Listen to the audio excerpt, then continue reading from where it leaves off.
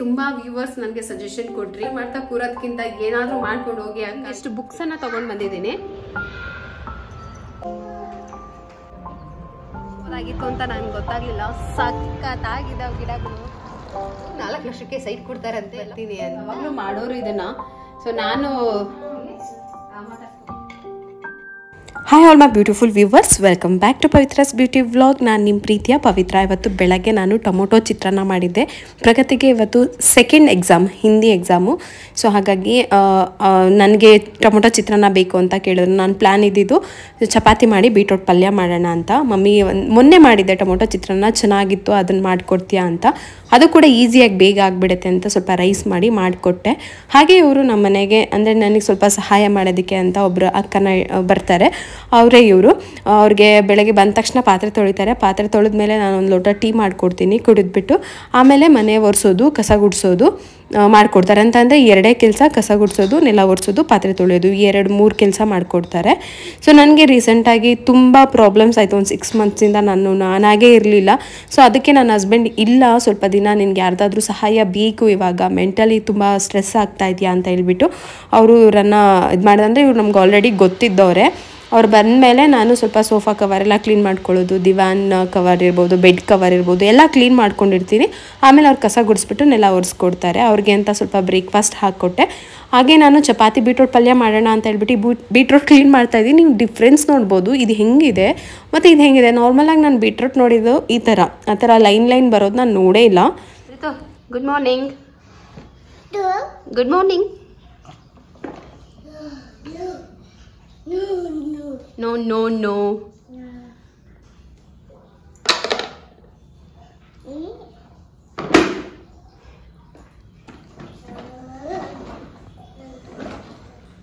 So ಈಗ just current ಹೋಯ್ತು. ಹಂಗೆ ನನ್ನ ಮಗನೂ ಎದ್ದ, ಅವ್ನಿಗೊಂದು ಗ್ಲಾಸ್ ಹಾಲು ಕೊಟ್ಟೆ.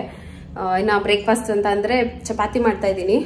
ಚಪಾತಿನೇ ಕೊಡ್ತೀನಿ ಅವನಿಗೆ. ಅಲ್ಲಿವರೆಗೂ ಒಂದು ಆ್ಯಪಲ್ ಕಟ್ ಮಾಡಿಕೊಡ್ತೀನಿ. ಬೆಳಗ್ಗೆ ಎದ್ದ ತಕ್ಷಣ ಒಂದು ಫ್ರೂಟ್ ತಿಂತಾನೆ, ಅದು ಅಭ್ಯಾಸ ಆಗಿಬಿಟ್ಟಿದೆ ಅವಾಗಿಂದನು.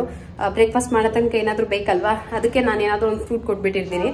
ಅದೇ ಅದು ರೂಢಿ ಆಗಿಬಿಡ್ತು ಇವಾಗ. 1 ಗ್ಲಾಸ್ ಹಾಲು, ಒಂದು ಸ್ವಲ್ಪ ಗ್ಯಾಪು, ಮತ್ತೆ ಒಂದು ಫ್ರೂಟ್, ಆ ಥರ ಆಗಿಬಿಟ್ಟಿದೆ ಇವಾಗ. ಆಮೇಲೆ ಬ್ರೇಕ್ಫಾಸ್ಟು ಸ್ವಲ್ಪ ಹೊತ್ತು ಗ್ಯಾಪ್ ಆದಮೇಲೆ. ಇವಾಗ ಆಟ ಆಡ್ತಾ ಇದ್ದಾರೆ. ಅವ್ನಿಗೆ ಮೂಡ್ ಚೆನ್ನಾಗಿದ್ದಂಗೆ, ಮಕ್ಕಳು ಮೂಡ್ ಹೆಂಗಿರುತ್ತೋ ಹಾಗೆ ಮನೆ ಒಳಗೆ ಅವರು ಸೈಲೆಂಟ್ ಆಗಿರೋದು. ಎಲ್ಲ ಗಿಡಗಳೂ ಕೂಡ ಚೆನ್ನಾಗಿ ಬಂದಿದೆ. ಅಂತಂದರೆ ಪಾಟುಲಿ ಹಿಂಗಿತ್ತೋ ಮಣ್ಣು ಬಿದ್ದ ಹಾಗೆ ತೆಗೆದು ಪಾಟಲ್ಲಿ ಇಟ್ನಲ್ವ, ಸೊ ಹಾಗೆ ಚೆನ್ನಾಗಿ ಬಂದಿದೆ. ಆಮೇಲೆ ನಾನಿವತ್ತು ಬೆಳಗ್ಗೆ ಎದ್ದು ವ್ಲಾಗ್ ಮಾಡಿ ನಾನು ಯಾಕೆ ಅಕ್ಕನ ತೋರಿಸ್ದೆ ಅಂತ ಹೇಳ್ತೀನಿ. ತುಂಬ ಸರಿ ನನಗೆ ಡಿಶ್ ವಾಷರ್ ತೊಗೋಬೇಕಾ ಅಥವಾ ಕೆಲಸಕ್ಕೆ ಯಾರನ್ನಾದ್ರೂ ತೊಗೋಬೇಕಾ ಅಂತ ತುಂಬ ಯೋಚನೆ ಮಾಡ್ತಾ ಇದ್ದೆ. ನಿಮಗೆಲ್ಲ ಕೇಳಿದಾಗ ತುಂಬ ಜನ ಡಿಶ್ ವಾಷರ್ ಮಾತ್ರ ಬೇಡ ಅಕ್ಕ ಅಂತ ಹೇಳಿದ್ರಿ. ಬಟ್ ಇವಾಗ ಅಕ್ಕ ನನಗೆ 1 ತಿಂಗಳಾಯಿತು, ಕರೆಕ್ಟಾಗೆ 28ಗೆ 1 ಮಂತ್ ಆಯಿತು. ಮುಂಚೆ ಒಂದ್ಸರಿ ಬಂದಿದ್ರು. ಯಾವಾಗ ಅಂತಂದ್ರೆ ಪ್ರೀತಮ್ ಎಳೆ ಮಗು ಇದ್ನಲ್ಲ, ನಾನು ಅವಾಗ ಬ್ಯಾಲೆನ್ಸ್ ಮಾಡ್ತಾ ಇದ್ದಲ್ಲ, ಅವಾಗ ಆಗಿಲ್ಲ ಅಂತ ಹೇಳ್ಬಿಟ್ಟು ಮಧ್ಯ ಒಂದ್ಸರಿ ಏನೋ ಒಂದು 2 ತಿಂಗಳು 3 ತಿಂಗಳು ಬಂದು ನನಗೆ ಹೆಲ್ಪ್ ಮಾಡಿಕೊಟ್ಟಿದ್ರು. ಸೊ ಅವಾಗ ಅವ್ರ ಜೊತೆ ನಂಗೆ ಬಾಂಡಿಂಗ್ ತುಂಬ ಚೆನ್ನಾಗಿತ್ತು. ಅದಾದ್ಮೇಲೆ ಇನ್ನೂ ಯಾರೋ ಬೇರೆ ಯಾರನ್ನಾದ್ರೂ ನೋಡೋಣ ಅಂತ 1-2 ಜನನ ಟ್ರೈ ಮಾಡಿದೆ. ಒಂದೊಂದು ದಿನಕ್ಕೂ ನನ್ನ ಜೊತೆ ಅಡ್ಜಸ್ಟ್ ಆಗಲಿಲ್ಲ. ನನಗೆ ಕೆಲಸ ಅನ್ನೋದಕ್ಕಿಂತ ಅವ್ರ ಜೊತೆ ಒಂದು ಬಾಂಡಿಂಗ್ ಬರಬೇಕಲ್ವಾ. ಸೊ ಕೆಲಸನೂ ಚೆನ್ನಾಗಿರ್ಬೇಕು, ಜೊತೆಗೆ ಬಾಂಡಿಂಗ್ ಬರಬೇಕು. ನಂಗೆ ಏನು ಅಂತ ಗೊತ್ತಿಲ್ಲ, ಇವ್ರ ಜೊತೆ ಅಷ್ಟು ಚೆನ್ನಾಗಿ ಮಾತಾಡ್ತೀನಿ ನಾನು. ಆಮೇಲೆ ಅವರು ಅಷ್ಟೇ, ಎಷ್ಟು ಬೇಕೋ ಅಷ್ಟು ಮಾತಾಡ್ತಾರೆ, ಯಾರ ಬಗ್ಗೆನೂ ಮಾತಾಡೋದಿಲ್ಲ. ನನ್ನ ಜೊತೆ ಏನು ಮಾತಾಡಬೇಕೋ ಅಷ್ಟೇ ಮಾತಾಡ್ತಾರೆ. ಸೊ ನಾನು ಅವರಿಂದ ತುಂಬ ಇನ್ಸ್ಪೈರ್ ಆಗ್ತೀನಿ. ಸೊ ಯಾಕೆ ಅಂತಂದ್ರೆ ಕೆಲವೊಂದಿಷ್ಟು ವಿಚಾರಗಳನ್ನ ಅವ್ರು ನನ್ನ ಜೊತೆ ಹಂಚ್ಕೊಂಡ್ರು. ಸೊ ಅದೆಲ್ಲ ಕೇಳಿದಾಗ ನನಗೆ ಎಷ್ಟೋ ಖುಷಿ ಆಯಿತು. ಸೊ ಹಂಗಾಗಿ ನನಗೆ ಅವ್ರು ತುಂಬ ಇಷ್ಟ ಆದರು. So thank you so much. ನಾನು ಡಿಶ್ ವಾಷರ್ ತೊಗೊಂಡಿದ್ದಿದ್ರೆ ಇಷ್ಟು ನನಗೆ ಕಂಫರ್ಟ್ ಝೋನ್ ಸಿಗ್ತಾ ಇರಲಿಲ್ಲ. ಇವಾಗ ಪ್ರೆಸೆಂಟ್ ನಾನು ಯಾರ ಹತ್ರ ಏನಾದರೂ ಮಾತಾಡಬೇಕು, ಏನಾದರೂ ಹೇಳ್ಕೋಬೇಕು, ಏನೋ ಮಾತಾಡಬೇಕು ಅಂತ ಅನ್ನಿಸ್ತಾನೆ ಇರುತ್ತೆ.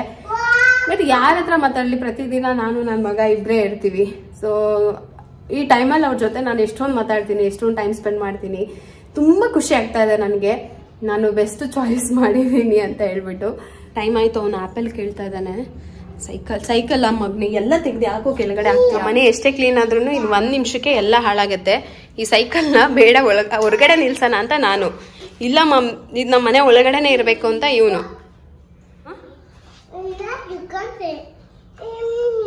ಕುತ್ಕೋ, ನೀನು ಹಾಕ್ತೀನಿ ನಾನು ಬೆಲ್ಟು.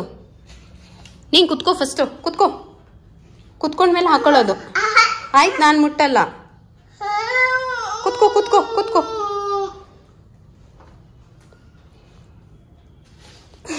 ಹೋಗಿ ಇವಾಗ ಅದು ಹೆಂಗೆ ಹೋಗ್ತೀಯಾ?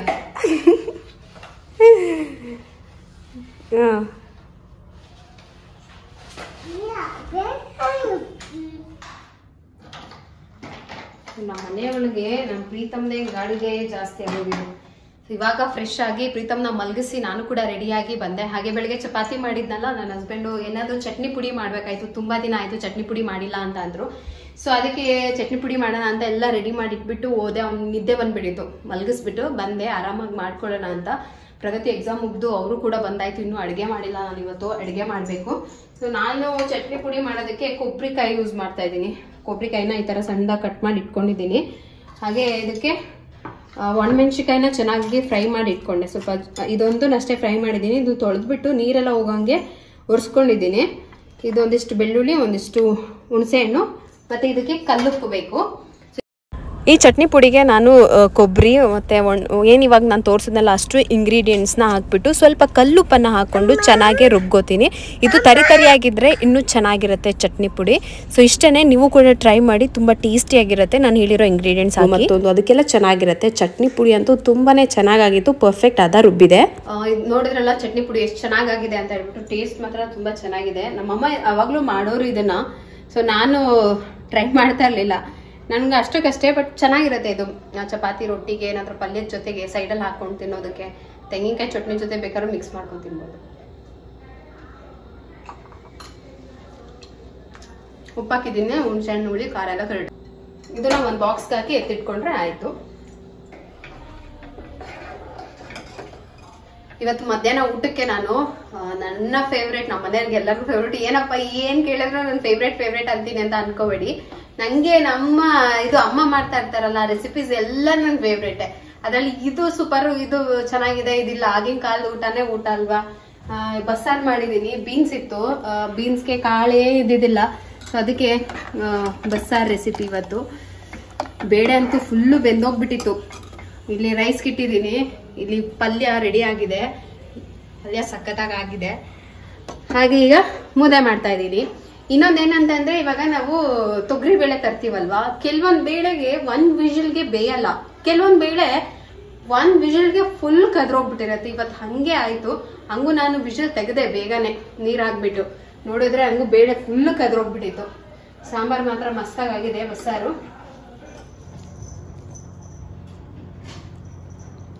ಪ್ರೀತಮ್ಗೆ ಬಸ್ಸಾರು, ಉಳಿಸಾರು, ಅದು ಸಾಂಬಾರ್, ತಿಳಿ ಸಾಂಬಾರ್ ಬಿಟ್ಬಿಟ್ಟು ತುಪ್ಪ ಉಪ್ಪು ಹಾಕ್ಬಿಟ್ಟು ಕೊಟ್ಬಿಟ್ರೆ ಅವ್ನಿಗೆ ಅನ್ನ ಅದೇ ಸಾಕು, ಅದಕ್ಕಿಂತ ಬೇರೆ ಏನು ಊಟ ಬೇಡ, ಅಷ್ಟು ಇಷ್ಟಪಡ್ತಾನೆ. ಹಾಗೆ ಒಂದು ಏನೋ ನೆನಪಾಯಿತು. ಏನು ಗೊತ್ತಾ, ಅಮ್ಮ ಮೊನ್ನೆ ಒಂದ್ಸರಿ ಏನಂತಂದ್ರು ಅಂತಂದರೆ, ಹೊರಟಿದ್ರಂತೆ ಅಮ್ಮನ ಫ್ರೆಂಡ್ ಎಲ್ಲ, ಎಲ್ಲೋ ಸೈಟು 4 ಲಕ್ಷಕ್ಕೆ ಸೈಟ್ ಕೊಡ್ತಾರಂತೆ, ಎಲ್ಲ ಫೋನ್ಗಳಲ್ಲಿ ಬಂದ್ಬಿಟ್ಟೈತೆ, ಎಲ್ಲರೂ ಹೊಂಟ್ಬಿಟ್ಟವ್ರೆ, ನನ್ನ ಕರೆದವ್ರೆ, ನಾನು ಹೋಗ್ಬಿಟ್ಟು ಬರ್ತೀನಿ ಅಂತ ಹೊರಟಿದ್ರಮ್ಮ.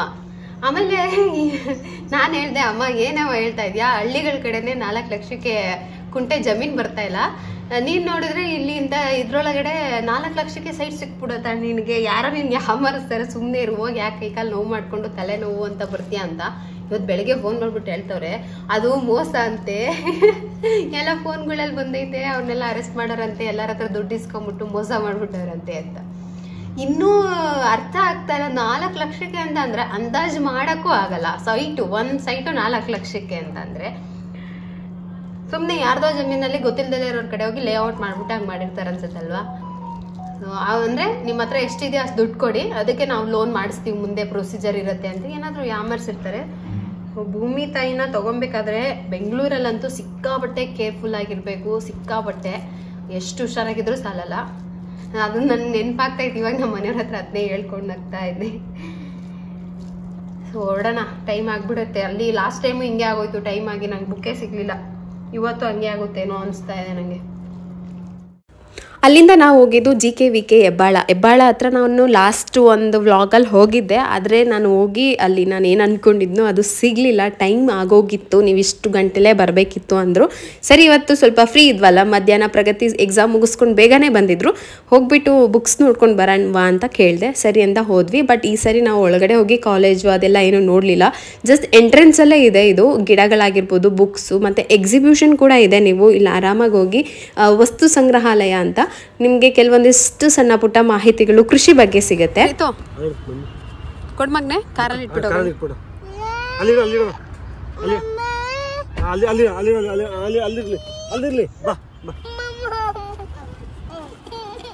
ಅಲ್ಲಿ ಇನ್ನೊಂದು ಬುಕ್ ತಗೊಳ್ಳೋಣ ನಡಿ, ಹೊಸ ಬುಕ್ ತಗೊಳ್ಳೋಣ. ಹೊಸ ಬುಕ್ ಕೊಡಿಸ್ತೀನಿ. ಪ್ರಗತಿ ನಿದ್ದೆ ಆಯ್ತಾ? ಬುಕ್ದು ಸ್ಟೋರ್ ಕ್ಲೋಸ್ ಆಗಿಬಿಟ್ರೆ ಅಂತ ಹೇಳ್ಬಿಟ್ಟು ಫಸ್ಟ್ ನಾವು ಬುಕ್ಸ್ ತೊಗೊಳಕ್ಕೆ ಅಂತ ಹೊರಟ್ವಿ. ಅಲ್ಲಿ ಬುಕ್ಸ್ ಎಲ್ಲ ತೊಗೊಂಡ್ವಿ. ಅಲ್ಲಿ ನಿಮಗೆ ಬರೀ ಬುಕ್ಸ್ ಅಷ್ಟೇ ಅಲ್ದಲೆ ಕೆಲವೊಂದಿಷ್ಟು ಕೃಷಿ ರಿಲೇಟೆಡ್ CD ಸಿಗುತ್ತೆ, ಕ್ಯಾಸೆಟ್. ಅದ್ರ ಜೊತೆಗೆ ನಿಮಗೆ ಏನಾದರೂ ಈ ಬೀಜಗಳು ಬೇಕು ಅಂತ ಹೇಳ್ತೀವಿ ನಾವು ಬಿತ್ತನೆ ಮಾಡೋದಕ್ಕೆ, ಬೀಜಗಳು ಕೂಡ ಅಲ್ಲಿ ಮಾರಾಟ ಮಾಡ್ತಾರೆ. ಇಲ್ಲಿ ಎಷ್ಟು ರೀತಿಯಾದಂತಹ ಹಣ್ಣುಗಳು, ಹೂವಿನ ಗಿಡಗಳು ಎಲ್ಲ ಥರ ಇದೆ. ಎಲ್ಲ ಥರ ಹಣ್ಣಿನ ಗಿಡಗಳನ್ನ ನೋಡಿದೆ. ಜೊತೆಗೆ ಇಂಡೋರ್ ಪ್ಲ್ಯಾಂಟ್ ಇದೆಲ್ಲ ಬಂದ್ಬಿಟ್ಟು ಇಂಡೋರ್, ಕಂಪ್ಲೀಟ್ ಇಂಡೋರ್ ಬಂದ್ಬಿಟ್ಟು ಇನ್ನೊಂದು ಸ್ಟೆಪ್ ಇತ್ತು, ನಾನು ಅಲ್ಲಿ ಹೋಗಲಿಲ್ಲ. ಇದು ನಾರ್ಮಲಾಗಿ ಲೈಟಾಗಿ ಬಿಸಿಲು ನೆರಳು ಜೊತೆ ಬೆಳೆಯುವಂಥ ಗಿಡಗಳು. ಒಳಗಡೆ ಇರೋದು ಕ್ಯಾಕ್ಟಸ್ ಅಂತ ಎಲ್ಲ ಹೇಳ್ತಾರೆ, ಅಂದರೆ ಸುಮ್ಮನೆ ಶೋಗೆ ಅಂತ ಇಟ್ಕೊತಾರೆ, ಅದು ಬಾಡೋಗಲ್ಲ, ಆ ಥರ ಗಿಡಗಳು ಕೂಡ ಇದೆ. ಮತ್ತು ಇಲ್ಲಿ ನನಗೇನು ಅನಿಸ್ತು ಅಂತಂದರೆ ರಬ್ಬರ್ ಪ್ಲ್ಯಾಂಟ್ ನಾನು ಅಲ್ಲಿ ತೊಗೊಂಡಿದ್ದಕ್ಕೆ ಪ್ರೈಸ್ ಕಮ್ಮಿ ಇತ್ತು, ಇಲ್ಲಿ ಜಾಸ್ತಿ ಇತ್ತು. ಮತ್ತು ನನ್ನ ಹಸ್ಬೆಂಡ್ ಹೇಳಿದರು ಇಲ್ಲಿಂದ ನಾವು ಯಾವುದೇ ಗಿಡ ತೊಗೊಂಡೋದ್ರೂ ಅದು ಸರ್ವೈವ್ ಆಗುತ್ತೆ 100% ಅಂತ ಹೇಳಿದರು. ಗೊತ್ತಿಲ್ಲ ನನಗೆ, ಹಾಗಾಗಿ. ಮತ್ತು ಇಲ್ಲಿ ವೆರೈಟಿಗಳು ತುಂಬ ಇತ್ತು, ತುಂಬ ವೆರೈಟಿಯ ಇಂಡೋರ್ ಪ್ಲ್ಯಾಂಟ್ಗಳನ್ನು ನಾನು ನೋಡಿದೆ. ತುಂಬಾ ಖುಷಿ ಆಯಿತು. ಆಮೇಲೆ ಅದರೊಳಗಡೆ ಎಂಟ್ರಿ ಆಗ್ತಿದ್ದಂಗೆ ನೀರೆಲ್ಲ ಹಾಕಿದ್ರು, ಮೆಶ್ ಹಾಕಿದ್ರು ಮೇಲ್ಗಡೆ. ಎಷ್ಟು ಕೂಲಾಗಿತ್ತು ಅಂತ ಅಂದರೆ ಸಖತ್ತಾಯಿತು. AC ಒಳಗಡೆ ಇದೀವೇನೋ ಅನ್ನಂಗಿತ್ತು. ಆಮೇಲೆ ಹೂವಿನ ಗಿಡಗಳು ಎಲ್ಲ ಥರ, ಸೇವಂತಿಗೆ, ಮಲ್ಲಿಗೆ, ಕಾಕ್ಟ, ಕನಕಾಂಬರ, ರೋಸ್ ಎಲ್ಲ ಥರ ಹೂವಿನ ಗಿಡಗಳು ಸಿಗುತ್ತೆ ಅಲ್ಲಿ. ನೋಡಿದ್ರಲ್ಲ ಎಷ್ಟು ಹೂವಿನ ಗಿಡ ಎಲ್ಲ. ನಿಜವಾಗ್ಲೂ ನಾನಂತೂ ಫಿದಾಗ್ಬಿಟ್ಟೆ. ಲಾಸ್ಟ್ ಟೈಮ್ ಬಂದಾಗ ನಾನು ನೋಡಿದರೆ ನಿಜವಾಗ್ಲೂ ನಾನು ಅಲ್ಲಿ ಹೋಗಿ ಗಿಡಗಳನ್ನ ತೊಗೊಂಬರ್ತಾ ಎಲ್ಲ ಥರ ಮನೆಯಲ್ಲಿ ಇಡಬೇಕಾಗಿದ್ದಂಥ ಇಂಡೋರ್ ಪ್ಲ್ಯಾಂಟ್ಸ್ ಎಲ್ಲ ಇದ್ದಾವೆ. ಸೊ ನೀವು ಯಾರಾದರೂ ಇಲ್ಲಿ ನಿಯರ್ ಇದ್ದರೆ ಆ ಥರ ಗಿಡಗಳು ಹಾಕಬೇಕು ಅಂತ ಅಂದ್ಕೊಂಡಿದ್ರೆ ಬಂದು ಒಂದ್ಸರಿ ಇಲ್ಲಿ ತೊಗೊಳ್ಳಿ. ನಂಗೆ ನಿಜವಾಗ್ಲೂ ಅಲ್ಲಿ ಒಳಗಡೆ ಒಂದು ಇಂಡೋರ್ ಪ್ಲ್ಯಾಂಟ್ಸ್ ಅಂತ ಮಾಡಿದ್ರಲ್ಲ, ಅದರೊಳಗಡೆ ಇನ್ನೂ ಒಂದಿದೆ, ಮನೆ ಒಳಗಡೆ ಇಡೋವಂಥ ಪ್ಲ್ಯಾಂಟ್ಸ್ಗಳು, ಕಂಪ್ಲೀಟ್ಲಿ ಬಿಸಿಲಿಲ್ದಲೇ ಮನೇಲಿರೋವಂಥ ಪ್ಲ್ಯಾಂಟ್ಸ್ಗಳು. ಸಖತ್ತಾಗಿತ್ತು. ನಾನಂತೂ ಫುಲ್ ಖುಷಿ, ಒಂಥರ ನನಗೆ ಗೊತ್ತಿಲ್ದಂಗೆ ನನ್ನ ಮುಖದಲ್ಲಿ ಸ್ಮೈಲ್ ಬರ್ತಾ ಇದೆ. ಸಖತ್ತಾಗಿತ್ತು, ನಿಜವಾಗ್ಲೂ ಇಷ್ಟ ಆಯಿತು. ನಾವೇನು ತೊಗೊಳ್ಳಿಲ್ಲ, ಜಸ್ಟ್ ಒಂದು 6 ಬುಕ್ಸ್ ತೊಗೊಂಡಿದ್ದೀನಿ ಅಷ್ಟೇ. ನೆಕ್ಸ್ಟ್ ಟೈಮ್ ತೊಗೊಳ್ಳೋ ಟೈಮ್ ಬಂದಾಗ ಬಂದು ತೊಗೊಂಡೋಗ್ತೀನಿ, ಮತ್ತು ಇಲ್ಲೇ ಬಂದು ತೊಗೊತೀನಿ. ಎಲ್ಲ ಥರ ಗಿಡ ಇದೆ, ತರಕಾರಿ, ಹಣ್ಣು, ಸಖತ್ತಾಗಿದೆ. ಸರಿ, ಅಲ್ಲಿಂದ ಹೊರಟ್ವಿ. ಇನ್ನೂ ಸ್ವಲ್ಪ ಸಮಯ ಇತ್ತು, ಆಲ್ರೆಡಿ 4 ಗಂಟೆ ಹತ್ರ ಬಂದುಬಿಟ್ಟಿದ್ವಿ. ಕ್ಲೋಸ್ ಆಗಿಬಿಡುತ್ತೆ, ಬೇಗ ಹೋಗಿ ಅಂತ ಅಂದರು. ಸರಿ ಅಂತ ಹೇಳ್ಬಿಟ್ಟು ಎಕ್ಸಿಬಿಷನ್ಗೆ ಹೋದ್ವಿ. ಅಲ್ಲಿ ನೋಡೋಣ ಹೇಗಿರುತ್ತೆ ಅಂತ. ತುಂಬಾ ಚೆನ್ನಾಗಿತ್ತು, ಆದರೆ ಸಮಯ ಬೇಕು. ನಾವು ಹಿಂಗೆ ಹೋಗಿ ಹಂಗೆ ಬರ್ತೀವಿ ಅಂತ ಅಂದರೆ ಏನನ್ನೂ ನೋಡೋಕ್ಕಾಗಲ್ಲ. ಅಲ್ಲಿ ಇಲ್ಲೊಂದು ಲೈನ್ ಹಾಕಿದ್ರು, ಅನ್ನ ಹಾಕಿದ ಮನೆ ಕೆಡಲ್ಲ, ಗೊಬ್ಬರ ಹಾಕಿದ ಹೊಲ ಕೆಡಲ್ಲ. ಅದು ಜಾನಪದ ಒಂದು ಇದು ನನಗೆ ತುಂಬ ಅಂದರೆ ತುಂಬ ಇಷ್ಟ ಆಯಿತು. ಎಷ್ಟು ಒಳ್ಳೆ ಮಾತಲ್ವಾ. ಇಲ್ಲಿ ಬಂದರೆ ನಿಮಗೆ ಎಕ್ಸಿಬಿಷನ್ ಅಂತ ಅಂದರೆ ನಮ್ಮ ಒಂದು ಮನುಷ್ಯ ನಾಗರಿಕತೆ ಹೆಂಗೆ ಬೆಳೀತು, ವ್ಯವಸಾಯ ಹೆಂಗೆ ಶುರು ಆಯಿತು, ಮೊದಲು ಏನು ತಿಂತಾಯಿದ್ರು, ಎಲ್ಲಿಂದ ಅವರ ಆಹಾರ ಪದ್ಧತಿ ಶುರು ಆಯಿತು, ಹೀಗೆ ಎಷ್ಟೊಂದು ಮಾಹಿತಿಯನ್ನು ಪುಟಾಣಿ ಗೊಂಬೆಗಳ ಥರ ಮಾಡಿಬಿಟ್ಟು ಆಮೇಲೆ ಅಲ್ಲೆಲ್ಲ ನೋಟ್ ಕೂಡ ಬರೆದಿರ್ತಾರೆ. ಅದನ್ನು ಓದಿದ್ರೆ ನಿಮ್ಗೆ ಗೊತ್ತಾಗುತ್ತೆ. ಅದಾದಮೇಲೆ ಫಸ್ಟು ಗೆಡ್ಡೆ ಗೆಣಸು ತಿಂತಾಯಿದ್ರು, ಆದಮೇಲೆ ಮಾಂಸ ತಿಂತಾಯಿದ್ರು, ಅದಾದಮೇಲೆ ಜೋಳ ಬೆಳೆಯೋದಕ್ಕೆ ಸ್ಟಾರ್ಟ್ ಮಾಡಿದ್ರಂತೆ. ಅಲ್ಲಿಂದ ಹೀಗೆ ತರಕಾರಿ ಬೆಳೆಯೋದು, ಆಮೇಲೆ ವ್ಯವಸಾಯಗಳನ್ನ ಶುರು ಮಾಡಿದ್ರು. ಈ ಥರ ಬೆಳೆದ್ರೆ ಬರುತ್ತೆ ಅಂತ ಮೊದಲಿಗೆ ಮನುಷ್ಯನೇ ಎತ್ತಿನ ಹಾಗೆ ಉಳ್ತಾ ಇದ್ದಿದ್ದು. ಅದು ಆದಮೇಲೆ ಹಸುಗಳನ್ನು ಬಳಸ್ಕೊತಾರೆ, ಪ್ರಾಣಿಗಳನ್ನು ವ್ಯವಸಾಯ ಮಾಡೋದಕ್ಕೆ. ಸ್ವಲ್ಪ ಹಂಗೆ ಅದು ಒಂಥರ ನಾಗರಿಕತೆ ಬೆಳೆದಂಗೆ ಡೆವಲಪ್ಮೆಂಟ್ ಆಗ್ತಾ ಹೋಗುತ್ತೆ.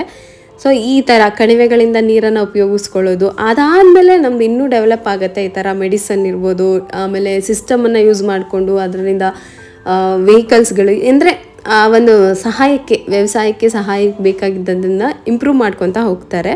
ಸೊ ಇಲ್ಲಿ ಇನ್ನೆಷ್ಟು ಮಾಹಿತಿಗಳನ್ನ ಹಾಕಿದ್ರು, ಅದು ನಂಗೆ ಓದೋಕ್ಕೆ ಟೈಮ್ ಆಗಲಿಲ್ಲ. ಸುಮ್ಮನೆ ಕ್ವಿಕ್ಕಾಗಿ ವಿಡಿಯೋ ಮಾಡ್ಕೊಂಡು ಬಂದೆ. ಆಮೇಲೆ ಮನೇಲಿ ಕೂತ್ಕೊಂಡು ನಿಧಾನಕ್ಕೆ ಓದೋಣ ಅಂತ ಹೇಳ್ಬಿಟ್ಟು. ಬಟ್ ಅಷ್ಟೊಂದು ಟೈಮಲ್ಲಿರುತ್ತೆ. ಕನ್ನಡ ಇಂಗ್ಲೀಷ್ ಎರಡೂ ಕಡೆನೂ ಬರೆದಿರ್ತಾರೆ. ಹೆಂಗೆ ಬಂತು ಸಿಂಧು ಕಣಿವೆ ನಾಗರಿಕತೆ, ವೇದಯುಗದ ಕೃಷಿ, ಮೌರ್ಯ ಕಾಲದಲ್ಲಿ, ಅಶೋಕ ಕಾಲದಲ್ಲಿ.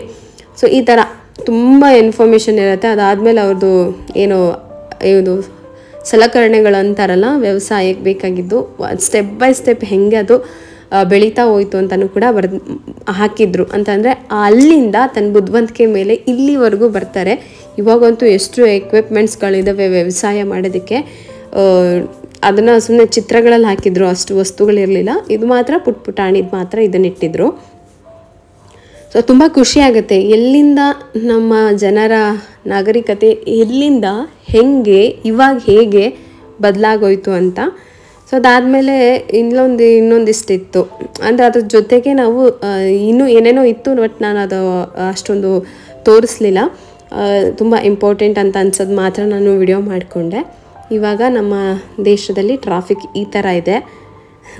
ಸಣ್ಣ ಅಂದರೆ ಏನು ಅದು ಈಗ ಹೇಗಿದೆ ಅವಾಗ ಹೇಗಿತ್ತು ಅನ್ನೋ ಥರ ಡೆವಲಪ್ಮೆಂಟ್ ಬಗ್ಗೆನೇ ಕೊಟ್ಟಿರ್ತಾರೆ. ಸೊ ವ್ಯವಸಾಯದಲ್ಲಿ ಹೇಗೆ ನೋಡಿದ್ವಿ ಅಂತ. ಆಮೇಲೆ ಇದರಿಂದ ಏನು ಪರಿಣಾಮ, ಮರ ಕಡಿಯೋದು, ಕಾಡ್ಗಿಚ್ಚಾಗಿದೆ ನೋಡಿ ಅಂದರೆ ವಾತಾವರಣದಲ್ಲಿ ಹವಾಮಾನ ಏರುಪೇರುವಿಂದ. ಆಮೇಲೆ ನೀರಲ್ಲಿ ಇದು ಏನಂತ ಹೇಳ್ತಾರೆ ಸುನಾಮಿ ಆಗೋದು, ಆ ಥರ ಎಕ್ಸ್ಟ್ರಾ ಜೊತೆಗೆ ಕೋಳಿ ಸಾಕಣೆ ಹೇಗಾಯಿತು, ಈಗ ಎಷ್ಟು ಎಕ್ವಿಪ್ಮೆಂಟ್ಸ್ ಇಂಪ್ರೂವ್ಮೆಂಟ್ ಆಗಿದೆ ಆ ಥರ ಎಲ್ಲ ಕೊಟ್ಟಿದ್ದಾರೆ. ಮೊದಲಿಗೆ ಯಾವ ಥರ ಶೆಡ್ ಹಾಕ್ಕೊಂಡು ಕೋಳಿ ಸಾಕ್ತಾಯಿದ್ರು, ಕೋಳಿ ಇರ್ಬೋದು, ಬಾತುಕೋಳಿ, ಗೀಜ್ಗಾನ ಇವು ಆ ಥರ. ಅಲ್ಲಿಂದ ಕೋಳಿ ಶೆಡ್ ಇವಾಗ ಇಷ್ಟು ಡೆವಲಪ್ಮೆಂಟ್ ಆಗಿದೆ. ಮೊದಲು ಆ ಥರ ಇತ್ತು. ಅದಾದಮೇಲೆ ಫಿಶಿಂಗು, ಹೀಗೆ ತುಂಬ ಇದೆ. ನಿಮ್ಗೇನಾದರೂ ಸಮಯ ಸಿಕ್ಕಿದ್ರೆ ಖಂಡಿತ ಹೋಗಿ ಆರಾಮಾಗಿ ನೋಡ್ಕೊಂಡು ಬರಬೇಕು. ಬೆಳಗ್ಗೆ 9 ಗಂಟೆಗೆ ಹೋಗಿಬಿಟ್ರೆ ಸಂಜೆ ತನಕ ನೀವು ಆರಾಮಾಗಿ ನೋಡ್ಕೊಂಡು, ಯಾಕೆಂತಂದರೆ ಸುತ್ತ ಬರೀ ಮರ ಗಿಡಗಳೇ, ನೀವು ಅಲ್ಲೆಲ್ಲನೂ ಓಡಾಡ್ಕೊಂಡು ಬರ್ಬೋದು. ಒಳ್ಳೆ ಜಾಗ. ಮಕ್ಕಳನ್ನು ಕರ್ಕೊಂಡೋಗಿ ಮಕ್ಳಿಗೂ ತೋರಿಸಿ ಹಸು ಶೆಡ್ ನೋಡಿ ಎಲ್ಲಿಂದ ಎಲ್ಲಿಗೆ ಹೇಗೆ ಬದಲಾಗಿದೆ ಅಂತ. ಸೊ ಈ ಥರ ಮೊದಲಿಗೆ ಸೋಲಾರ್ನ ಈ ಥರ ಬಳಸ್ತಾಯಿದ್ರು, ಇವಾಗ ಮನೆ ಮೇಲೇ ಬಳಸ್ತಾರೆ. ಗೋಬರ್ ಗ್ಯಾಸ್ ಇರ್ಬೋದು, ಎಲ್ಲದ್ರ ಬಗ್ಗೆನೂ ಇದೆ. ನಿಜವಾಗ್ಲೂ ಎಷ್ಟೊಂದು ವಿಚಾರ ನಮ್ಗೆ ಗೊತ್ತಿರಲಿಲ್ಲ, ನಾನು ತಿಳ್ಕೊಂಡೆ. ಇವಾಗ ಮೊದಲು ಹೆಂಗೆ ನಾವು ಬೆಳೆಗಳನ್ನು ಸಂಗ್ರಹಣೆ ಮಾಡ್ತಾಯಿದ್ವಿ, ಮಡಿಕೆ ಈ ಥರ ಸ್ಟೆಪ್ ಬೈ ಸ್ಟೆಪ್ ಬಂತು. ಅದಾದಮೇಲೆ ಈಗ ಗೋಡನ್ ಅಂತಲೇ ಮಾಡಿಕೊಂಡು ಆ ಗೋಡನಲ್ಲೆಲ್ಲ ತೊಗೊಂಡೋಗಿ ಬೆಳೆಗಳನ್ನು ಡಂಪ್ ಮಾಡ್ತೀವಿ. ಇದೇ ಗೋಡನು. ಸೊ ಹೀಗೆ ಹಳ್ಳಿಯ ಇದು ಕಂಪ್ಲೀಟ್ ಇದು ವ್ಯಾಪಾರ ಹೆಂಗಿತ್ತು, ಸಂತೆ ಅಂತಲೇ ಹೇಳ್ಬೋದು. ಸೊ ಆ ಥರದೊಂದು ಏನೋ ಒಂದು ನಾವು ನೋಡ್ದಲ್ಲೇ ಇರೋದನ್ನ ಈ ಥರ ಚಿತ್ರದ ಮುಖಾಂತರ ನೋಡಿದಾಗ ಖುಷಿ ಆಗುತ್ತೆ. ನೀವು ಹೋಗಿ ಹೆಲ್ಪ್ ಆಗುತ್ತೆ ಅನ್ಕೋತೀನಿ. ಹಾಗೆ ನಾನು ನಿಮಗೆ ಒಂದು ವಿಚಾರ ಹೇಳ್ಬೇಕು ಅಂತಂದ್ರೆ, GKVKಯಲ್ಲಿ ಇವಾಗ ನಾವೇನು ಎಕ್ಸಿಬಿಷನ್ ನೋಡಿದ್ವಲ್ಲ ಅದು ಕಂಪ್ಲೀಟ್ಲಿ ಫ್ರೀ ಆಗಿರುತ್ತೆ. ನೀವು ಅಕಸ್ಮಾತ್ ಏನಾದರೂ ಬ್ಯಾಂಗ್ಳೂರಿಗೆ ಬಂದರೆ ಅಥವಾ ಬೆಂಗಳೂರಲ್ಲಿ ಇರೋರು ಇದ್ರೆ ಯಾವಾಗಾದ್ರೂ ಒಮ್ಮೆ ಹೋಗಿ ಬೆಳಗ್ಗೆ 9ರಿಂದ ಸಂಜೆ 4 ಗಂಟೆವರೆಗೂ ಇರುತ್ತೆ. ಆರಾಮಾಗಿ ನೋಡ್ಕೊಂಡು ಬರ್ಬೋದು. ಅದರೊಳಗೆ ಸಿಕ್ಕಾಪಟ್ಟೆ ವಿಚಾರಗಳಿದೆ ನಾವು ತಿಳ್ಕೊಳ್ಳೋ ಅಂಥದ್ದು. ನಂಗಂತೂ ತುಂಬಾನೇ ಖುಷಿ ಇತ್ತು. ನಾನು ಲಾಸ್ಟ್ ಟೈಮ್ ಹೋಗಿದ್ದೆ, ಬಟ್ ನಾವು ಹೋಗೋಷ್ಟ್ರೊಳಗೇನೆ ಬುಕ್ಸ್ದು ಗಿಡ ಎಲ್ಲಾನು ಕ್ಲೋಸ್ ಆಗಿಬಿಟ್ಟಿತ್ತು. ಮತ್ತು ಅದೆಲ್ಲಿ ಇರುತ್ತೆ, ಸೊ ಅದು ಕ್ಲೋಸ್ ಆಗಿತ್ತು. ಈ ಸರಿ ಹೋದಾಗ ಖಂಡಿತ ಅದು ಹೆಂಗೆ 4 ಗಂಟೆಗೆ ಹೋಗಿದ್ದೀವಿ, ಎಂಟ್ರಿ ಆಗಿದ್ದೀವಿ. ಅವ್ರು ನಮಗೋಸ್ಕರ ಅಂತ ಒಂದು 10 ಮಿನಿಟ್ಸ್ ಬಿಟ್ಟರು. 10 ನಿಮಿಷದಲ್ಲೇ ಬೇಗ ನೋಡ್ಕೊಂಡು ಬಂದ್ಬಿಟ್ವಿ. ಆರಾಮಾಗಿ ನಿಧಾನಕ್ಕೆ ನೋಡ್ಕೊಂಬಂದ್ರೆ ಒಳ್ಳೆ ಜಾಗ. ಅದ್ರ ಜೊತೆಗೆ ಒಂದಿಷ್ಟು ಬುಕ್ಸ್ನ ತೊಗೊಂಡು ಬಂದಿದ್ದೀನಿ. ಇದು ಎಂತಂದರೆ ಇಂಟ್ರೆಸ್ಟು ಅಷ್ಟೇ, ಹೇಗಿರುತ್ತೆ ಏನು ಅದ್ರ ಬಗ್ಗೆ ತಿಳ್ಕೊಳ್ಳೋ ಇಂಟ್ರೆಸ್ಟ್ಗೋಸ್ಕರ ಇಷ್ಟು ಬುಕ್ಕನ್ನು ತೊಗೊಂಡು ಬಂದ. ಇಂಟ್ರೆಸ್ಟಿಂಗ್ ಏನಿರಲ್ಲ ಅನಿಸುತ್ತೆ ನಿಮಗೆ. ಸೊ ಇದರೊಳಗೆ ಸಮಗ್ರ ಬೀಜೋತ್ಪಾದನೆ ಅಂತ ಒಂದಿದೆ. ಅದ್ರ ಜೊತೆಗೆ ಇದು ಅಂದರೆ ಪ್ರಾಚೀನ ಭಾರತದಲ್ಲಿ ಬೇಸಾಯ ಅಂದರೆ ಅವಾಗ ಹೆಂಗಿತ್ತು ಬೇಸಾಯ ಅಂತ ಹೇಳ್ಬಿಟ್ಟು ಜಸ್ಟ್ ಒಂದು ಕ್ಯೂರಿಯಾಸಿಟಿ ಇರುತ್ತಲ್ಲ, ಸಾವಯವ ಗೊಬ್ಬರದ ಬಗ್ಗೆ ಇದೆ. ಅದಾದಮೇಲೆ ಕೈತೋಟ ಅಂತ, ಕೈತೋಟದಲ್ಲಿ ಯಾವೆಲ್ಲ ಗಿಡಗಳನ್ನ ಹಾಕ್ಬೋದು ಅಂತ, ಇದು ಅಷ್ಟೇ ಗೊಬ್ಬರದ ಬಗ್ಗೆನೇ. ಬಯೋಡೈಜೆಸ್ಟರ್ ಅಂತ, ಇದು ಸೊಪ್ಪು ತರಕಾರಿ ಬಗ್ಗೆ. ಸೊ ಒಂದಿಷ್ಟು ನಾವು ಅಲ್ಲಿ ಇನ್ನೂ ತುಂಬ ಕಲೆಕ್ಷನ್ಸ್ ಇದೆ, CD ಸಿಗುತ್ತೆ ನಿಮಗೆ. ಬಟ್ ನನಗೆ ಈ ಕಲೆಕ್ಷನ್ಸ್ ಇಷ್ಟ ಆಯಿತು. ಈಗ ಸದ್ಯಕ್ಕೆ ಇಷ್ಟು ನೋಡೋಣ, ಇದೆಲ್ಲ ಓದಿ ಏನಾದರೂ ನನಗೆ ಇಂಟ್ರೆಸ್ಟ್ ಅನಿಸಿದ್ರೆ ಮತ್ತೆ ಇನ್ನೊಂದಿಷ್ಟು ಬುಕ್ಸ್ ತೊಗೊಳ್ಳೋಣ ಅಂತ ಹೇಳ್ಬಿಟ್ಟು ತೊಗೊಂಡು ಬಂದೆ. ಬೇಜಾರಾದಾಗ ಇದು ತುಂಬ ಇಂಟ್ರೆಸ್ಟಿಂಗ್ ಆಗಿರುತ್ತೆ. ಯಾಕೆಂತಂದರೆ ಒಂದೊಂದು ತರಕಾರಿನೂ ಒಂದೊಂದು ಇಂಟ್ರೆಸ್ಟನ್ನು ಕೊಡುತ್ತೆ. ಹಾಗೆ ತಿಂಗಳೇ ಆಗೋಯ್ತು ನಾನು ಮನೆಯಲ್ಲಿ ಪೂಜೆ ಮಾಡೋಕ್ಕೆ ಆಗ್ತಾ ಇರಲಿಲ್ಲ. ನನಗೆ ಏನೋ ಗೊತ್ತಿಲ್ಲ, ಮನಸ್ಸಿಗೆ ಸಮಾಧಾನ ಇಲ್ಲ, ಬೇಡ ಏನೋ ಒಂಥರ ಬರುತ್ತಲ್ಲ. ಯಾಕೆ ಅಂತಂದರೆ ನಮಗೆ ಕೋಪ ಮಾಡ್ಕೊಳ್ಳೋಕ್ಕಿರೋದು ದೇವ್ರೆ, ಏನಾದರೂ ಕೇಳೋಕ್ಕಿರೋದು ದೇವ್ರೆ. ಯಾರೇ ಕೈ ಕೊಟ್ಟರು ನೀನು ಮಾತ್ರ ಕೈ ಕೊಡಬಾರ್ದು ಅಂತ ಅಷ್ಟೇ. ಯಾಕೆಂದರೆ ಯಾರಿಲ್ಲ ಅಂದರೂ ಜೀವನ ಮಾಡ್ಬೋದು, ಭಗವಂತ ನಮಗೆ ಕೈ ಬಿಟ್ಟರೆ ಕಷ್ಟ ಆಗುತ್ತೆ ಜೀವನ ಮಾಡೋದು. ಸೊ ಇವತ್ತೇನೋ ಗೊತ್ತಿಲ್ಲ, ಮನಸ್ಸಿಗೆ ಮಾಡಲೇಬೇಕು ಅಂತ ಅನ್ನಿಸ್ತು. ಹಾಗಾಗಿ ಇವತ್ತು ಪೂಜೆ ಎಲ್ಲ ಮಾಡಿ ಮನಸ್ಸಿಗೆ ಒಂಥರ ನಿಜವಾಗ್ಲೂ ಒಂಥರ ರಿಲ್ಯಾಕ್ಸ್ ಅನಿಸ್ತು, ಪಾಸಿಟಿವ್ ಅನಿಸ್ತು, ಒಳ್ಳೆ ಥಾಟ್ಸ್ ಬರ್ತಾ ಇದೆ ಅನಿಸ್ತು. ಸೊ ಇವತ್ತು ಒಂಥರ ರಿಲ್ಯಾಕ್ಸ್ ಆಗಿದೆ ನನ್ನ ಮೈಂಡು. ತುಂಬ ದಿನ ಆದಮೇಲೆ, ತುಂಬ ಅಂದರೆ ಒಂದು ತಿಂಗಳಾಯಿತು ಅಂತ ಅಂದ್ಕೊಳ್ಳಿ ನಾನು ಪೂಜೆ ಮಾಡೋಕ್ಕೆ ದೇವ್ರ ಸಾಮಾನು ತೊಳೆದೆಲ್ಲ ರೆಡಿ ಮಾಡ್ತಾ ಇದ್ದೆ, ಮತ್ತೇನೋ ಒಂದು ಮನ್ಸಿಗೆ ಬೇಜಾರು ಅಂತ ಹೇಳ್ಬಿಟ್ಟು ಹಂಗೆ ಸುಮ್ಮನೆ ಕೂತ್ಕೊಳ್ಳೋದು, ಹಿಂಗೆ ಪೂಜೆನೇ ಮಾಡಕ್ ಆಗಿರ್ಲಿಲ್ಲ ಎಲ್ಲ ಟೈಮು. ಸೊ ಇವತ್ತಿಂದ ನಾನು ಅನ್ಕೊಂಡೆ ಇಲ್ಲ ಮೊದಲಿನ ತರಾನೇ ಇರ್ಬೇಕು, ಏನಾದ್ರೂ ಓಕೆನೆ ಅಂತ ಹೇಳ್ಬಿಟ್ಟು ದೇವ್ರಿಗೊಂದು ಪೂಜೆ ಮಾಡಿ ಒಂದು ಒಳ್ಳೆ ಮನ್ಸಿಂದ ಒಂದು ದಿನಾನ ಶುರು ಮಾಡ್ಬೇಕು. ಇನ್ ಮುಂದೆ ಪ್ರತಿದಿನಾನು ಏನೇ ಕಷ್ಟ ಇರಲಿ ಹ್ಯಾಪಿಯಾಗಿ ಹೋಗ್ಬೇಕು ಅಂತ ತೀರ್ಮಾನ ಮಾಡ್ಕೊಂಡು ಇವತ್ತಿನ ವ್ಲಾಗ್ನ ಕೂಡ ಸ್ಟಾರ್ಟ್ ಮಾಡಿದ್ದೆ. ಸೊ ಅದೇ ತರ ವ್ಲಾಗ್ನ ಕೂಡ ಮುಗ್ಸೋಕು ಮುಂಚೆಗೆ ಒಂದು ವಿಚಾರನ ನಿಮ್ ಜೊತೆ ನಾನು ಶೇರ್ ಮಾಡ್ಕೊಬೇಕು ಅಂತ ಅನ್ಕೊಂಡೆ. ತುಂಬಾ ಜನ ವ್ಯೂವರ್ಸ್ ನನಗೆ ಸಜೆಷನ್ ಕೊಟ್ರಿ, ಅಕ್ಕ ಇದೆಲ್ಲ ಇದ್ದಿದ್ದೆ ಬಿಟ್ಟಾಕಿ ಅಂತ. ಆಮೇಲೆ ನಾನು ಯಾವುದೇ ಒಂದನ್ನ ಮುಂದುವರಿಸಬೇಕು ಅಂತ ಅಂದ್ರೆ ಇಂದಿನ ಕತೆಗಳಿಗೆ ಫುಲ್ ಸ್ಟಾಪ್ ಬಿಟ್ಟು ಮುಂದಕ್ಕೆ ಹೋಗ್ಬೇಕಾಗತ್ತೆ. ಅದಕ್ಕೋಸ್ಕರ ನಾನು ನಿಮ್ಗೆ ಆ ಸ್ಟೋರಿಗಳನ್ನೆಲ್ಲ ಹಂಚ್ಕೊಂಡೆ. ಮುಂದೆ ಯಾವತ್ತಾದ್ರೂ ವಿಡಿಯೋ ಮಾಡುವಾಗ ನಿಮ್ಗೆ ಅನ್ಸತ್ತೆ ಎಲ್ಲ ಅಕ್ಕ ಶಾಪ್ಗೆ ಹೋಗೋದೇ ಇಲ್ಲ, ಯಾಕೆ ಏನಾಯ್ತು ಅಂತ. ಅದಕ್ಕೂ ಮುಂಚೆಗೆನೆ ಹೇಳ್ಬಿಡೋಣ ಅಂತ ಅದನ್ನೊಂದು ಹೇಳಿ ಕ್ಲಿಯರ್ ಮಾಡಿದೆ. ಎಲ್ಲಾರ್ಗೂ ಅವ್ರವ್ರದೇ ಆದ ಒಂದು ಕತೆ ಇರತ್ತೆ. ನನ್ನ ಒಂದು ಕತೆ ಹೇಳ್ಕೊಂಡಾಗ ನನ್ಗೊಂದು 100 ಮೆಸೇಜ್ ಬಂತು, ಇದು ನಿಮ್ ಕತೆ ಅಷ್ಟೇ ಅಲ್ಲ ನಮ್ದು ಅದೇ ಕತೆನೆ ಅಂತ. ಅವಾಗ ನನ್ಗೊಂದು ಧೈರ್ಯ, ನನ್ಗೊಂದು ಇನ್ಸ್ಪಿರೇಷನ್, ಇಲ್ಲಿ ನಾನು ಒಬ್ಳೇ ಅಲ್ಲ, ನನ್ನಂತ 1000 ಜನ ಇದ್ದಾರೆ, ಅವರಂತೆನೆ ನನ್ನ ಲೈಫು ಕೂಡ ನಡೀತಾ ಇದೆ ಏಳು ಬೀಳುಗಳ ನಡುವೆ ಅಂತ. ನನ್ ಕತೆ ಕೇಳಿದಾಗ ನಿಮ್ಮಲ್ಲಿ ಒಂದು 4 ಜನಕ್ಕೆ ಅದೊಂದು ಇನ್ಸ್ಪಿರೇಷನ್, ಓ ಎಲ್ಲಾರ್ಗೂ ಇದ್ದಿದ್ದೆ, ಅದರಿಂದ ಹೆಂಗ್ ಹೊರಗೆ ಬರ್ತೀವಿ ಅನ್ನೋದು ಕೂಡ ಒಂದು ಮೋಟಿವೇಶನ್ ಆಗಬಹುದು. ಸೊ ಹಂಗಾಗಿ ನಾನು ಆ ವಿಡಿಯೋನ ಮಾಡ್ಲೇಬೇಕಾಗಿ ಮಾಡಿದೆ ಅಷ್ಟೇನೆ. ಸಪ್ಪೆ ಇಟ್ಕೊಂಡು ಅಥವಾ ಏನೋ ಆಗೋಗಿದೆ ಅಂತ ಹೇಳಿ ಮಾಡ್ಬೇಕು ಅನ್ನೋದು ನನ್ನ ಉದ್ದೇಶ ಅಲ್ಲ.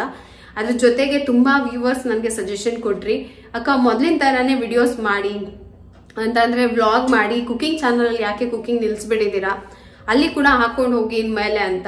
ಸೊ ನಾನು ಕೂಡ ಯೋಚನೆ ಮಾಡಿದೆ, ಹೌದಲ್ವಾ, ಯಾಕೆ ನಾನು ಈ ತರ ತಲೆ ಮೇಲೆ ಏನೋ ಬೆಟ್ಟ ಬಿದ್ದಿರೋ ತರ ಏನೂ ಆಗಲ್ಲ ಅಯ್ಯೋ ಅಯ್ಯೋ ಅಂತ ಕುತ್ಕೊಳ್ಳೋದ್ಕಿಂತ ನನ್ನ ಕೆಲಸ ಏನಿದೆ ಅದನ್ನ ನಾನು ಆಕ್ಟಿವ್ ಆಗಿ ಮಾಡ್ಕೊಂಡು ಹೋಗ್ಬೇಕು ಅಂತ. ಸೊ ಮೊದ್ಲಿನ ತರಾನೇ ಪವಿತ್ರನ ನೀವು ನೋಡ್ತೀರಾ. ನೆಕ್ಸ್ಟ್ ನಾನು ಕುಕಿಂಗ್ ಚಾನಲ್ ಅಲ್ಲಿ ನನ್ನ ಎಲ್ಲಾ ರೆಸಿಪೀಸ್ ನ ನಿಮ್ಗೆ ಶೇರ್ ಮಾಡ್ಕೋಬೇಕು ಅಂತ ಅನ್ಕೊಂಡಿದ್ದೀನಿ. ಇನ್ಮೇಲೆ ನನ್ನ ಅಡಿಗೆಗಳ ರೆಸಿಪೀಸ್ ಎಲ್ಲ ಕುಕಿಂಗ್ ಚಾನಲ್ ಅಲ್ಲಿ ಬರುತ್ತೆ. ಇದರಲ್ಲಿ ನನ್ನ ಡೈಲಿ ವ್ಲಾಗ್ಸ್ ಗಳು ಬರ. ಯೋಚನೆ ಮಾಡ್ತಾ ಕೂರೋದ್ಕಿಂತ ಏನಾದ್ರೂ ಮಾಡ್ಕೊಂಡು ಹೋಗಿ ಅಕ್ಕ ಈ ತರ ಕುತ್ಕೋಬೇಡಿ ಅಂತ. ಸೊ ಅದನ್ನ ನಾನು ಸೀರಿಯಸ್ ಆಗಿ ತಗೊಂಡು ಇವತ್ತು ಕುಕಿಂಗ್ ಚಾನಲ್ ಅಲ್ಲಿ ನನ್ನ ಎಲ್ಲಾ ರೆಸಿಪೀಸ್ ಗಳನ್ನ ಹಾಕೊಂತಾ ಹೋಗೋಣ, ಇದ್ರೊಳಗೆ ವ್ಲಾಗ್ಸ್ ಹಾಕೋಣ. ಸೊ ಇದು ವ್ಲಾಗ್ಸ್ ಆಗೋ ದಿನ ವ್ಲಾಗ್ಸ್ ಆಗ್ಲಿ, ಕುಕಿಂಗ್ ಆಗೋ ದಿನ ಕುಕಿಂಗ್ ಚಾನಲ್ ಅಲ್ಲಿ ವಿಡಿಯೋಸ್ ಬರುತ್ತೆ. ಸೊ ನೀವು ಡೈಲಿ ನನ್ನ ಮಿಸ್ ಮಾಡ್ದಲ್ಲೇ ನೋಡ್ಬೋದು, ಅಲ್ಲಿ ಇಲ್ಲ ಅಂದ್ರೆ ಇಲ್ಲಿ 2 ಕಡೆ ಹ್ಯಾಪಿಯಾಗಿ ಎಲ್ಲರೂ ಕೂಡ ದಿನಾನ ಕಳೀತಾ ಹೋಗೋಣ. ಸೊ ಇವತ್ತಿನ ದಿನ ಹಿಂಗ್ ಹೋಗುತ್ತೆ ಅಂತ ನಾನು ಅನ್ಕೊಂಡಿರ್ಲಿಲ್ಲ. ಅಲ್ಲೊಂದು ಎಕ್ಸಿಬಿಷನ್ ಇರುತ್ತೆ, ನಾನು ಅಲ್ಲಿ ಹೋಗ್ತೀನಿ, ಏನೋ ನೋಡ್ತೀನಿ, ಇನ್ನೇನೋ ತಿಳ್ಕೊಂಡ್ ಬರ್ತೀನಿ ಅಂತ. ದಿನಗಳು ಹಂಗೇನೆ, ನಾವ್ ಎಕ್ಸ್ಪೆಕ್ಟ್ ಮಾಡಿರೋ ತರ ಆ ದಿನ ಶುರು ಆಗಲ್ಲ, ನಾವ್ ಅನ್ಕೊಂಡಿರೋ ತರ ಎಂಡ್ ಆಗೋದಿಲ್ಲ. ಅದ್ ಹೆಂಗ್ ಹೋಗೋದೋ ಅದ್ರ ಜೊತೆ ನಾವು ಹೋಗ್ತಾ ಇರ್ಬೇಕು ಅಷ್ಟೇನೆ. ಸೊ ಇವತ್ತು ಪೂಜೆ ಮಾಡಿದ್ಮೇಲೆ ನಂಗೆ ಒಂಥರ ಜೋಶ್ ಖುಷಿ ಅಂತ ಅನ್ಸ್ತದೆ, ಕುಂಕುಮ ಎಲ್ಲ ನೋಡ್ತಾ ಇದ್ರೆ. ಸೊ ಫ್ರೆಂಡ್ಸ್, ಇವತ್ತಿನ ವ್ಲಾಗ್ನ ಇಲ್ಲೇ ಎಂಡ್ ಮಾಡ್ತೀನಿ. ನಾಳೆಯಿಂದ ಹೊಸ ವಿಡಿಯೋಸ್ಗಳು ಬರ್ತಾ ಇರುತ್ತೆ, ರೆಸಿಪೀಸ್ಗಳು ಬರ್ತಾ ಇರುತ್ತೆ. ನಿಮ್ಮ ಸಪೋರ್ಟ್ ಹೀಗೆ ಇರಲಿ. ಇನ್ನೂ ಸಬ್ಸ್ಕ್ರೈಬ್ ಮಾಡ್ಕೊಂಡಿಲ್ಲ ಅಂದ್ರೆ ಸಬ್ಸ್ಕ್ರೈಬ್ ಮಾಡ್ಕೊಳ್ಳಿ. ಕುಕಿಂಗ್ ಚಾನಲ್ ಬಂದ್ಬಿಟ್ಟು ಪವಿತ್ರ ಅಡುಗೆ ಮನೆ ಅಂತ ಇರುತ್ತೆ, ಅದರ ಲಿಂಕ್ ಅನ್ನು ನಾನು ಡಿಸ್ಕ್ರಿಪ್ಷನ್ ಕೊಟ್ಟಿರ್ತೀನಿ, ಅದನ್ನು ಕೂಡ ಚೆಕ್ ಮಾಡಿ. ಇನ್ಮೇಲೆ ಕಿಡ್ಸ್ ಲಂಚ್ ಬಾಕ್ಸ್ ಇರ್ಬೋದು, ಪ್ರೀತಮ್ಗೆ ತುಂಬಾ ವೆರೈಟಿ ಸ್ನಾಕ್ಸ್ ಮಾಡ್ತಾ ಇದೆ, ಅದಿರ್ಬೋದು, ಎಲ್ಲಾನು ಕೂಡ ಚಾನಲ್ ಅಲ್ಲಿ ನಾನು ಶೇರ್ ಮಾಡ್ಕೊತಾ ಹೋಗ್ತೀನಿ. ನಿಮ್ಗೆ ಖಂಡಿತ ಹೆಲ್ಪ್ ಆಗುತ್ತೆ, ಇಷ್ಟ ಆಗತ್ತೆ. ಸೊ ಸಿಗ್ತೀನಿ ನೆಕ್ಸ್ಟ್ ವ್ಲಾಗ್ ಅಲ್ಲಿ. ಅಲ್ಲಿವರೆಗೂ ಟೇಕ್ ಕೇರ್, ಬಾಯ್.